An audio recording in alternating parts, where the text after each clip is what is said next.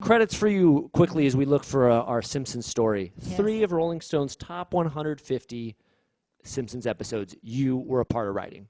Nice. I know. I love saying it every Nice. time we talk. Very nice. Homer Nice. Palooza, Lemon of Troy were in that Yes. list. And 22 Yes. short stories. And we haven't Yes. really talked about 22 short stories. Yeah. You wrote the Pulp Fiction parody Yeah. portion of the Yeah. cafe and the Royale with cheese. You know, I went to the McDonald's in Shelbyville on Friday night. What? McDonald's restaurant. I never heard of it either.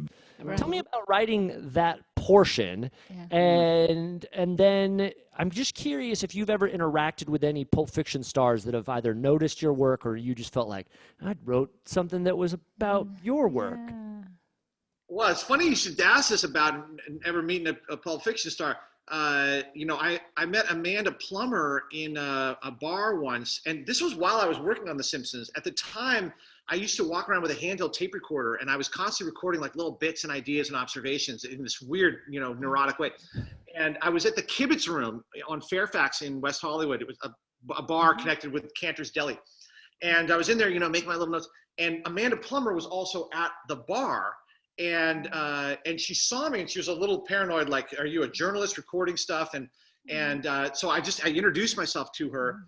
And I didn't tell her I was a Simpsons writer. I introduced myself as just a fan of her, which was weird in itself. But I asked Amanda Plummer out on a date, and I was 27 at the time. She was, I don't know, maybe 40. And she said yes.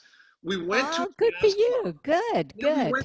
we went. She took me to her apartment and played records for me the whole night.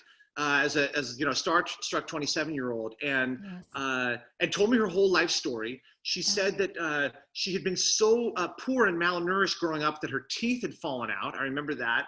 And then she had fallen in love with music, and she had this incredible discography, and she played a number of songs, which you may know. One of them, Goldfinger. She loved that song from the James Bond movies. Sure. But then one I'd never heard before or since called Is That All There Is? It's a kind of a jazz standard. Your mom's nodding. It's classic. You know, it starts with a house burns down, and then the singer says, "Is that all there is?" And then the singer gets heartbroken. Is that all there is? And then is dying. And is that all there is? Anyway, it was a very Amanda Plummer evening, and went no farther than the records. In case you're wondering, We are memorable. Wondering. Mom. I got the straight arm from Plummer.